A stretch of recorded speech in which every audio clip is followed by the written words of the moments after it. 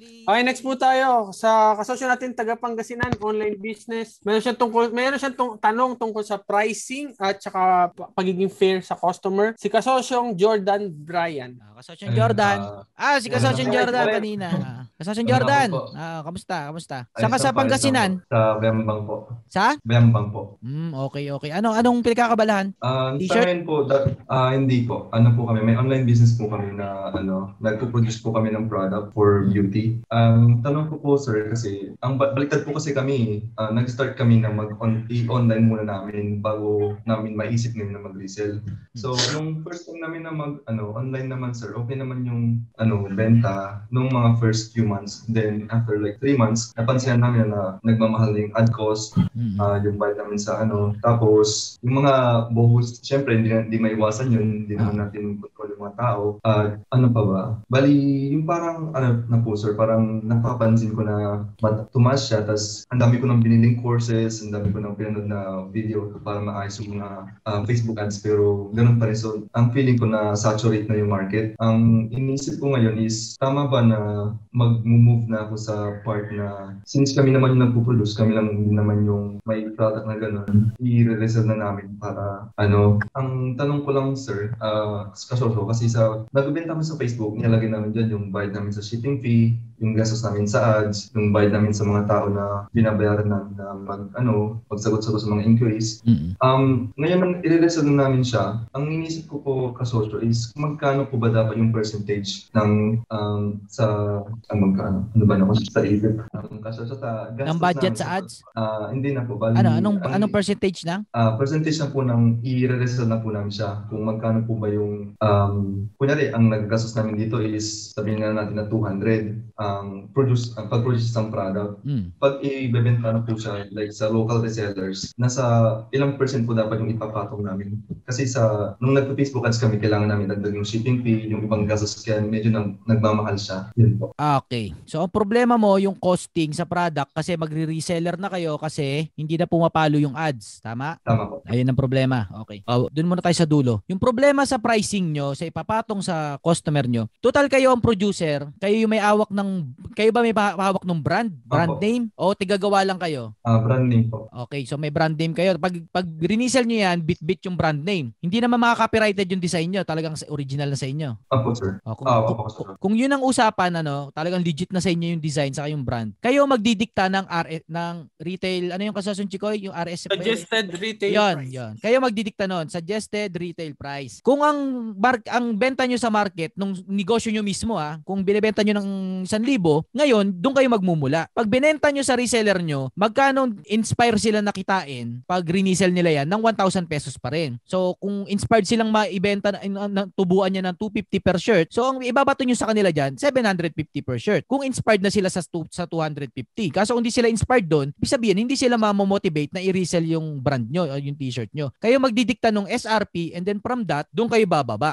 Decision muna kung magkano nyo ibebenta kasi brand kayo eh. Tapos, doon nyo lang i-considerate yung shipping nyo, yung ad cost nyo, yung cost of doing business nyo, doon nyo pala pabaliktad. Decision muna kung magkano pricing kasi brand kayo. Pero kung reseller lang kayo o gumagawa kayo ng mga peking graphics o baliktad yun. Titignan nyo muna kung magkano bentahan sa market kasi doon magbe-base naman. Magkano bentahan sa market? Kasi naka-base kayo sa labanan. Hindi kayo naka-base sa brand. Nakuha mo kasi yung Jordan yung pinagkaiba ng sinasabi ko kung kailan kayo magdi-decide ng presyo o kung kailan kayo magbe-base sa market. Ang laging negosyanteng Pilipino nakatingin yan sa market. Ang ibig sabihin ng bawa, titinda ka ng bike. Titingin ka sa paligid mo kung magkano bentahan ng bike. Tapos gagayahin mo yung presyo. Yun yung sinasabi kong nakabase ka sa market price. Pag naman brand ka, halimbawa isa kang Nike, isa kang Supreme, isa kang brand, ikaw ang magdidikta kung magkano mo ibebenta yung produkto. Bakit? Kasi pag binenta mo ng mura, tapos ang brand nyo pang mayayaman, hindi bibili ng mayayaman yung mura na yan. Kasi ayaw nila ng mura, to be honest. Ang gusto nila mahal. Kaya didikta mo na ang presyo ng binebenta mo, mahal, 5,000, ganun. Ang yung bag, 5,000 benta mo. Ang kalaban nyo, ang benta lang ng bag, mga 400 lang. Ganun kalaki yung diferensya ng branded sa market pricing yung labanan. Ngayon, kung brand ka talaga kasosyo ni Jordan, SRP muna. Magkano nyo ba ibebenta yan? Kung mayaman ang target market nyo, kailangan mahal ang benta nyo. Hindi pwedeng mura. Hindi ganun ang negosyo eh.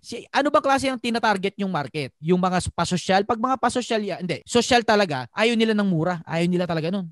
Kahit maganda yung product nyo, basta ayaw nila ng mura eh. Ayaw talaga talaga nila kung yun ang target nyo. Kaya mamahalan nyo. Pag naman target nyo yung mga nagtitipid, kailangan nyo murahan. Kahit na mahalan nyo yan, kung ang market na na-attract nyo o gusto nyo targetin, nagtitipid, ayaw nila nung mahal. So, ang tanong nga, lagi yung sinasabi, saan mo ba ibebenta yan? Sa mahihirap o sa mayayaman? Ang recommended ko, lahat ng produkto nyo, lahat ng serbisyo nyo, target nyo yung mga mayayaman kasi nandun ang markup, nandun ang pera, nandun ang value. Kung gusto yung makatulong sa mahirap, mamigay kayo ng libre sa mahihirap. Hindi yung pagkaperahan nyo yung mahirap. Pagkaperahan natin yung mga mayayaman kasi nandun ang pera. Pagsilbihan natin yun. Tapos, mamigay tayo ng libre sa mga mahihirap. Yun ang personal kong logic ha. Kaya lahat ng lahat ng negosyo namin, target mayayaman. Bakit? Wala lang, trip namin Tapos sa mga mahihirap, paglilingkuran namin ng libre. Walang singilan. O sa inyo, hindi ko naman sinasabing mahihirap kayo. Pero hindi tayo yung klase ng sobrang mayayaman. O kaya nga walang umatin dito ng mga anak ng mga congressman Di ba? Walang umatin sa atin gano'n. Kasi mayayaman yun Hindi yun ang target market ko dito. Ang target market natin dito, yung mga saktuhan lang yung pera. Katulad natin lahat dito. Kaya hindi ako naniningil. Saan ako kumikita? Tatanungin nyo, paano kumikita si Kasosyong Arvin? Nagagawa nyo yung mga bagay na ganyan, libre lang. Kasi yung mga negosyo namin, sa mayaman kami,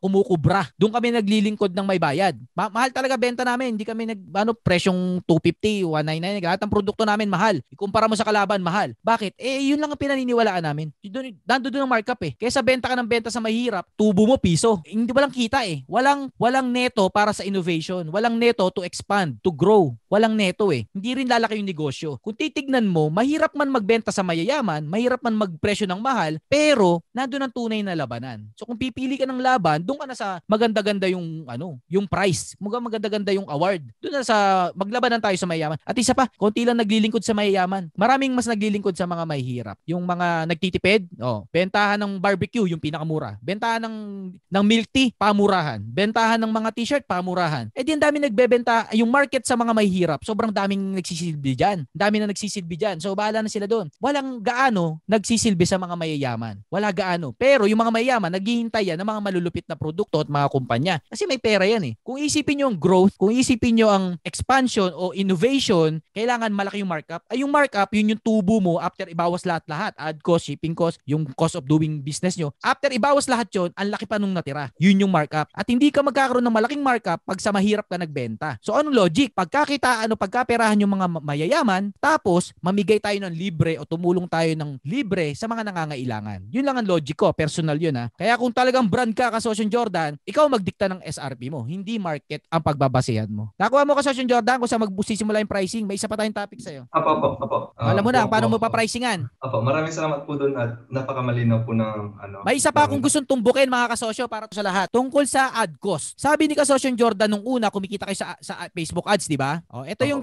dahilan kung bakit ko sinasabing walang kwenta yung Facebook ads. Ito. Kasi may tinatawag na diminishing return. Ano yung diminishing return? Ang diminishing return na parang ganito yan Ang logic natin, pag gumastos tayo ng ads, tapos kumita tayo ng 100,000. Gumastos tayo ng 10,000 sa ads, tapos kumita tayo ng 100,000. Yun ang logic natin. So ang gagawin natin, mag-scale tayo. Ang scale natin, gagawin natin 20,000 yung ads, tapos expected magiging 200,000 yung sales natin. Yun ang logic natin. Multiplyable lang yung return. Yung diminishing return, eto yun. Pag kumita ka ng 100,000 sa ad cost mo na 10,000, pag dinoble mo yung 10,000 mo, hindi ka kikita ng 200,000. Ang kikitain mo lang 150,000. Pag dinoble mo ulit yung 200,000 mo, ang in-ads mo na ad cost mo is 400,000, hindi ba dodoble yung expected mo na sales, hindi magiging 300,000 yun. Ang mangyaring, kikitain mo na lang 135,000. So darating sa punto na ang laki-laki na nung ginagastos mo sa advertisement, pero paliit yung return. Kasi hindi kayo mali dahil nangyayari yun. Hindi kayo mali. Talagang ganun lang. Bakit ganun?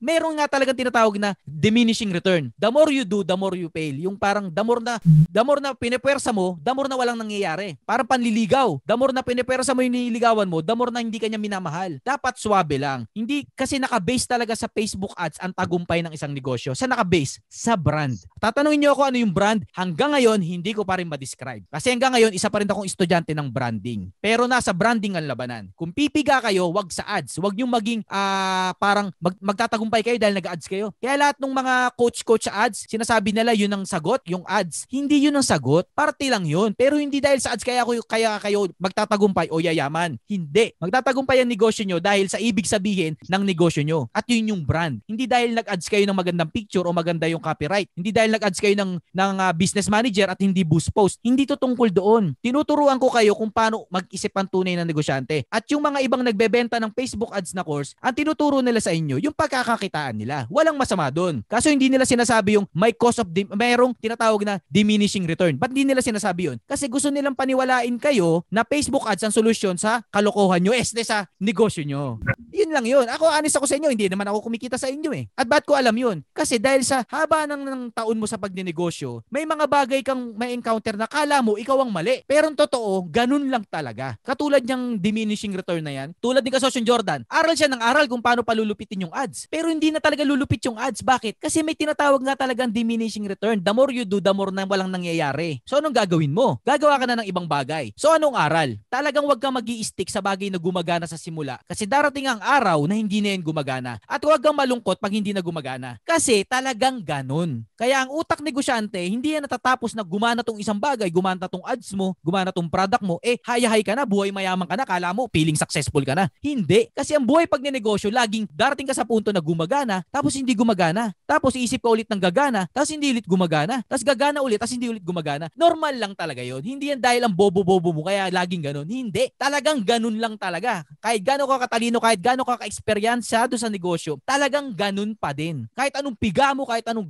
husay mo, hindi yan equated na, sanay kasi tayo na pag ginawa mo to, itong mangyayari. Pag ginawa mo to, itong mangyayari. Yun yung utak employee. Pag ginawa mo to, itong mangyayari. Sa entrepreneur, hindi ganun. Hindi laging clear yung return. Hindi porket ganito yung amount ng oras mo na in-spend, ganito yung amount ng pera na in-spend mo, ito yung babalik. Hindi eh. May tinatawag ang diminishing return. The more you do, the more na bumabagsak. Hindi ko alam. Kaya lagi ko rin sinasabi na huwag kayo gaanong magpaparami ng negosyo kasi darating sa punto na yung diminishing return na natatalo na yung mismong return. Ang dami mong ginagawa pero walang nangyayari. Kaya advocate ako ng focus. Kasi nasa focus ang tunay na return. The more na naka laser focus ka sa isang bagay, the more ka nagkakaroon ng deep understanding o insight dun sa industry na yon. At the more na mayroon kang insight na hindi insight ng iba, the more na advantage mo yon sa mga kagaya mo, sa mga kakumpetensya mo. Kung may mga kakumpetensya mo, ang daming ginagawa, distracted sila, pero ikaw naka-extreme focus ka sa bagay na yun, mapipigure out mo yung mga linya na hindi nila nakikita. Kasi ikaw naka-focus ka lang, nakatingin ka talaga, nagbabantay ka ng mga galaw, nagmamatsyag ka ng mga pattern na hindi nakikita ng iba kasi masyado silang busy. Kaya sinasabi ko, kalmado lang tayo mga kasosyo. Chillax lang. After nyo mapigure out yung isang negosyong gumagana, it's time na para mag-isip ng mga malulupit at mga kakaibang mga pattern sa mundo na extreme focus at extreme understanding lang talaga yung makaka-figure out. Wala sa Google, wala sa libro, wala sa pinagsasabi ko. Nasa utak nyo lang at sa mga nakaraang experiences nyo lang. At sinasabi ko, huwag kayong malungkot kung meron kayong ginagawa na ginagalingan nyo talaga pero wala nang nangyayari. Ang ibig sabihin lang nun, naabot nyo na yung diminishing return. At ang ibig sabihin lang nun, kailangan nyo nang gumawa ng bagong bagay or mag-focus pa ng mas matindi sa isang bagay lang or mas konting bagay. Kasosyo Jordan, huwag ka malungkot ha. Saka sayang naman yung ginastos mo dun sa mga online courses na yan. O walang magbabanggit ng pangalan kung sino mga nagbebenta niyan ha. Walang ganun dito. Kasosyo Jordan ha, may nakuha ka ba sa sinabi ko? Opo, maraming pong salamat dun sa sinabi niyo. Kasi hindi ko talaga nakita yung diminishing returns. Kaya nga po yung lagi niyo sinasabi sa ibang vlog niyo na sa 10 taon na nagbi-business ka, may antay mo yung nasa 7 taon, 8 taon na yun na yung pinakamahirap. Tapos 10 taon doon ka na. Yung pinanood ko nung kay Henry C na vlog niyo. Tapos ano po sir, kaya po ang inisip po na ngayon is mag-shift sa reseller, local reselling dito sa lugar namin or sa mga kakilala ko sa mga classmate ko dati na subukan mo nila yung product pag gusto nila tapos i-resell po nila. Kaya gusto ko malaman kung magkano po dapat yung reseller price nila, kung may percentage po ba na yung kikita sila ng maayos tapos hindi naman po lalagpas sa 1,000 eh. Kaya yun po, maraming salamat sinabi niyo na kailangan kong mag-focus na ibahin yung isip ko na magganap ng iba o mag-ako sa isang bagay na sa tingin ko yung bago is magganap po ng mga tao na pwedeng tulungan din sa pag-resell siyempre. Yan. Very good. Ang punto natin dito sa usapin kay Jordan mga kasosyo, no? Hindi ko sinasabing mag-resell talaga si Jordan. Pero ang kino-comment ko, gumagawa na ng bago si Jordan dahil hindi na nga talaga gumagana yun. Ang gusto ko kung pag-isipan natin maigi mga kasosyo, bago pa maubos yung isang bagay na gumagana, kailangan yung utak, yung kalahati ng utak mo, naghahanap na ng bago. Kasi lagi talagang ganun eh. Laging may isang gumagana. Gumagana yung ads ni Jordan, ano? Ngayon, dahil gumagana yan, darating ang araw na biglang hindi na yung gagana. Checkmate ka sa cash flow kapag biglang hindi na gumana yung ads tapos wala ka pang napipigure out na bago. Kaya, bago matuyo yung cash flow mo, kapag gumagana ng malupit yung isang bagay, naghahanap ka na ng susunod kasi mawawala rin to eh. Kung hindi mawala, edi very good. At least, meron ka pang panibagong channel. Kung, nag-resell na si Jordan, ano? Darating ang punto na hindi na ulit gumagana yung reseller. Dumating na ulit sa diminishing return. Na the more they do reseller, the more na bumababa yung neto nila. So, diminishing return na naman yun. Bago kayo mapunta sa diminishing return na gawa kayo ng gawa, tas the more na matrabaho kayo, the more na wala nangyayari. Bago kayo mapunta sa stage, sa pace na yun, meron na kayong bagong medyo luto-luto na ba? Hindi yung lulutuin pa lang kapag naubos na to. Kasi checkmate kayo sa cash flow. Ang negosyo nga is a cash flow game. Bago ka matuyuan, kailangan may bago ng stream. Hindi yung natuyo ka na, saka ka maghahanap ng panibagong stream. Yun yung talo sa cash flow. Natuyot ka eh. Tuyot, talo negosyo mo. Kahit na magaling ka, kung tuyot ang cash, wala na. Walang tsansa. Anong sikreto? Bago matuyot yung isang bagay, innovative na yung isang utak mo. Iwan mo na yan dyan kasi umandar na yan. Ikaw naman, busy ka na sa bago. Kasi, dating talaga, ayun na, natutunan na ni Jordan eh. May diminishing return talaga. At may cash flow. Bale po, nung naramdaman ko na yung pababa na, habang hindi niya pa kinakain lahat ng, yun na po yung naisip ko na ibang paraan. Okay, very good. Sinasabi ko lang na it's a normal thing mga kasosyo. Hindi yan dahil, nagpabaya ako o kaya, ang galing ko nung kalaban, kaya ganun eh. It's a normal thing. Pero, ahead tayo pa rin mag-isip. Ano yung bago? Ayan na si Jordan, may bago na siyang i-workout. Okay mga kasosyo, bago matuyuan, may bago na. Okay na tayo kasosyo Jordan? Okay na po. Maganda, keep it up ha. May gusto ko sabihin, kasosyo Chikoy? Gusto ko sabihin kasi yung sa akin eh, kumilos nung natuyuan na eh.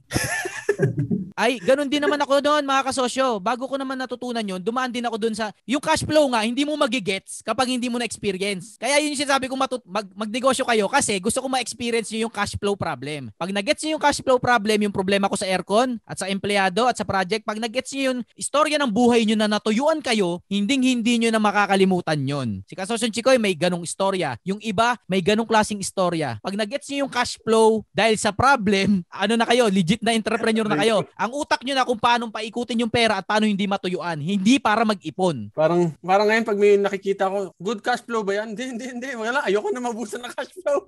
Tama. Hindi na ako magtitiis, no? Anyway, may sasabihin yata si Kasosyong Carl Angelo. Kasosyong Carl, please. Pakinggan natin si Kasosyong Carl. Hello? Carl. Rinig po ba? Rinig. Yes, Malinaw. South City? May nakikita po ba kayong susunod na wave sa FB ads? O yung social media ads po? Magiging staple na po ba sa negosyante sa panahon ngayon?